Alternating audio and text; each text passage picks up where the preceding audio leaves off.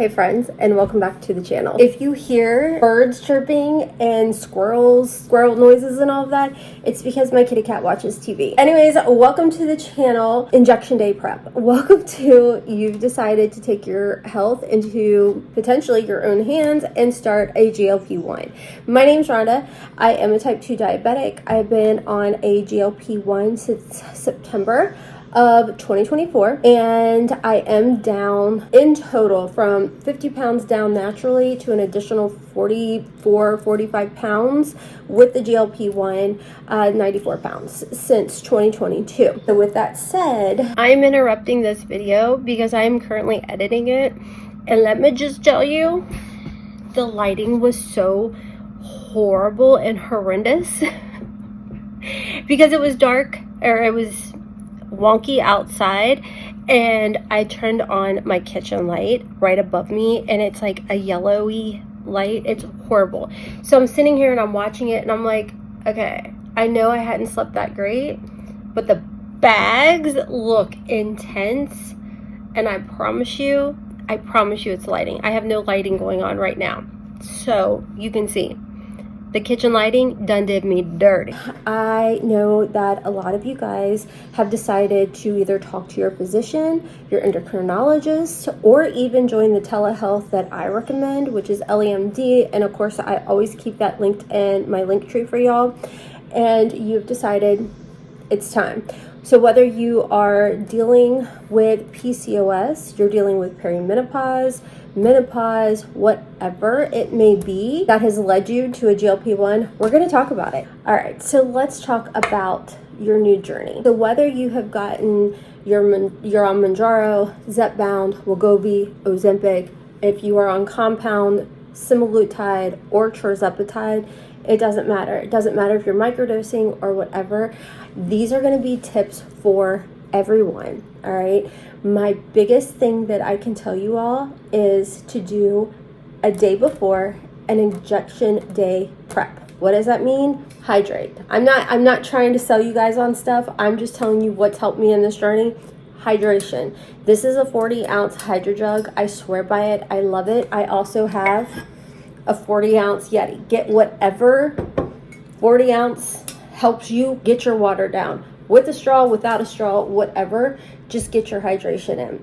Now, one thing I learned from my natural functional medicine practitioner is he told me you're drinking a ton of water, which is obviously wonderful. The problem is you are flushing out electrolytes, you know, your sodium, magnesium, potassium, all of that stuff. So it is smart to do electrolytes. I swear by sugar-free liquid IV. I also like Element. Ones to stay away from, in my personal opinion, is like Gatorade, Powerade. I would honestly just kind of stay away from those. A lot of them do have aspartame, so I do try and stay away from the ones that do have aspartame in them. If that's what works for you, cool, you do you.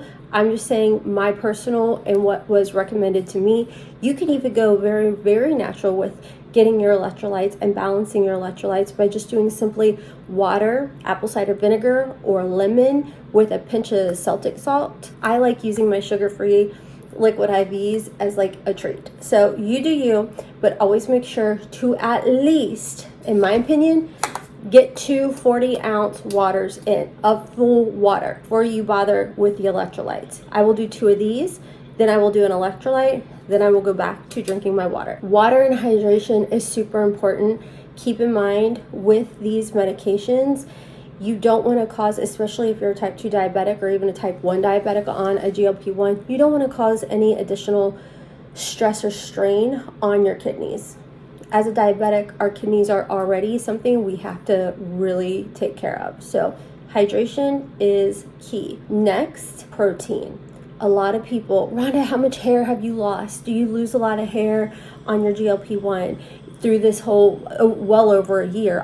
No, my hair, if anything, is stronger and longer than it has been and healthier than it has been.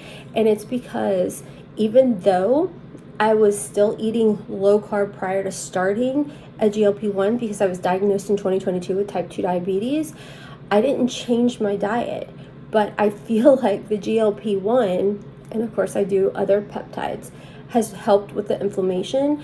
And I have prioritized even more so protein, that I don't think I ever had to worry about the hair loss that some people do, because of the fact that I am so protein strong. Protein is my thing. Every single meal has a good amount of protein in it. I talk about the Nuri protein shakes all the time. Is there other protein shakes out there that you guys could use? Absolutely. You do what works for you. But for me personally, I am all about getting that protein. The reason for your hair loss is not because of the GLP-1. It is truly not. It's because of lack of nutrients.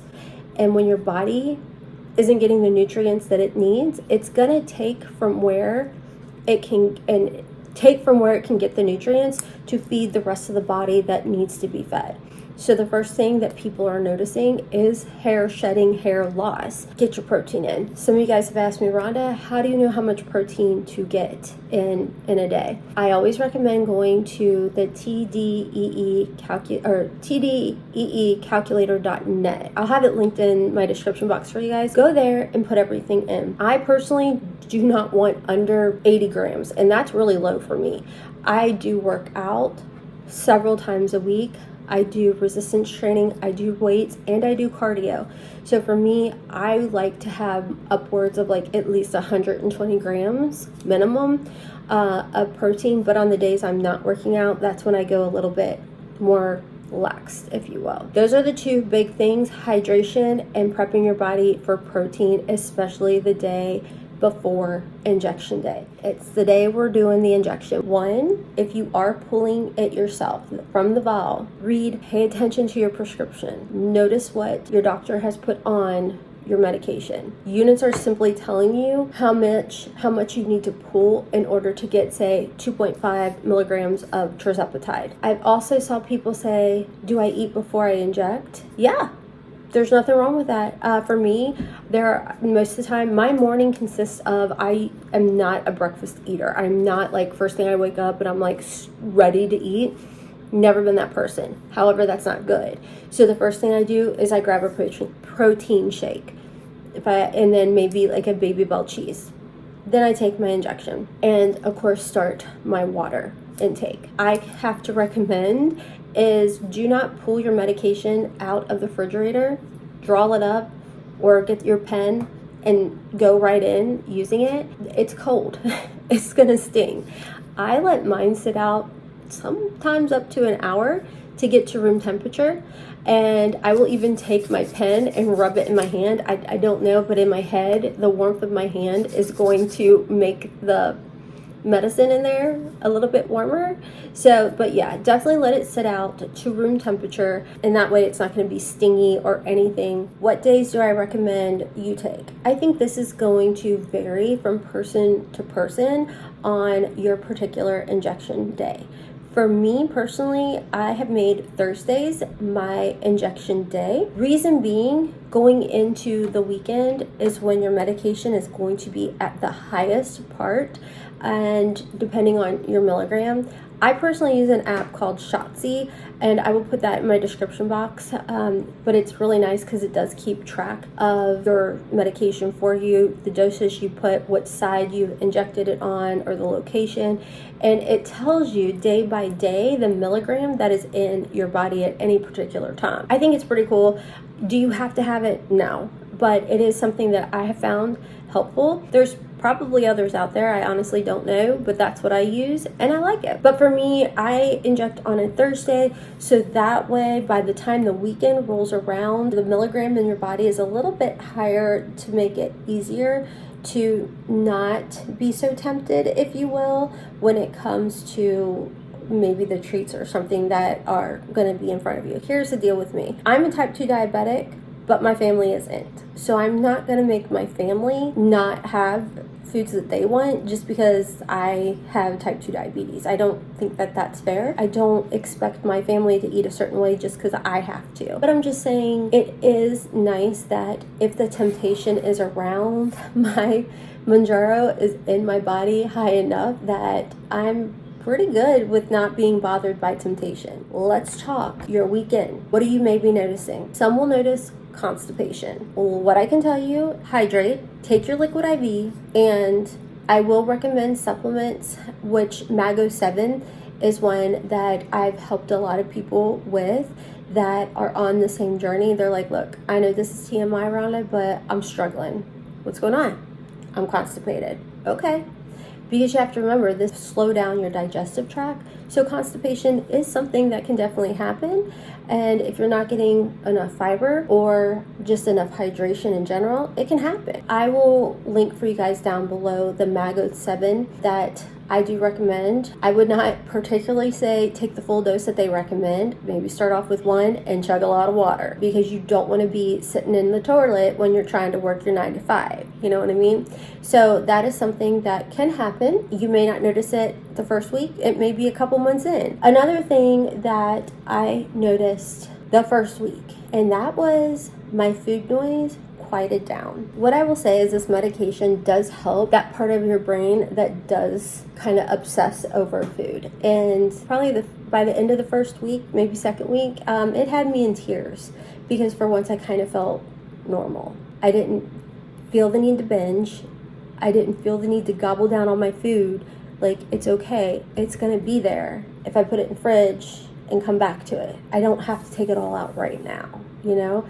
This medicine is very remarkable for helping with food noise. There's people that I have helped with this medication that didn't even know that they had food noise until I explained it to them, and then they started taking the medication, and then they said, wow, I didn't know it was called food noise. I just thought I don't know what I thought it was, but like, I don't wake up thinking about food. I don't wake up worrying about like what's going to be for lunch, what's going to be for dinner, you know? And I'm like, it's nice, isn't it? It's nice. And the thing is, if you are someone that has ADHD, we're always looking for that dopamine fix. And a lot of us do struggle with different potential addictions, and food is a very common one. Here's the thing. You can be a type 2 diabetic eating the healthy food and still binge it and overdo it. And that's going to cause an issue with your diabetes. So that is why I'm so grateful and thankful for this medication, because it doesn't, for me, it doesn't allow me to do those bingings. And it makes me more thoughtful with how I guess, if anything, proceed with this journey.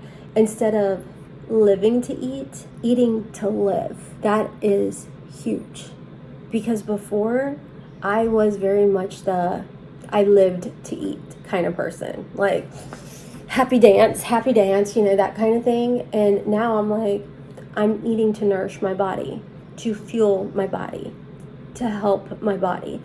It's crazy the different mindset and the way almost that your mind heals, because you're learning how to do things properly. Those are some of my tips as far as, you know, injection day before prep, injection day. Really think out, you know, when does it get crazy? When does it get busy for you as far as temptations? And keep in mind, this medication, the tool, and the side effect of getting healthy does happen to be losing weight, your inflammation going down, your joints not hurting. Like, it's a pretty amazing medication in my opinion. My body's not been this healthy and God knows how long. Me again, jumping in while I'm editing this video. One thing I did forget to mention is it's super important. I feel like personally, at least from my journey, to have digestive enzymes on hand. And I will also link those. The papaya enzymes are a good one. The one that my functional medicine practitioner recommended is by Thorne. You, I think, can get them off Amazon. I will link them for you guys down below. But that is something that is really good to have on hand, because again, this medication does slow down the digestive tract.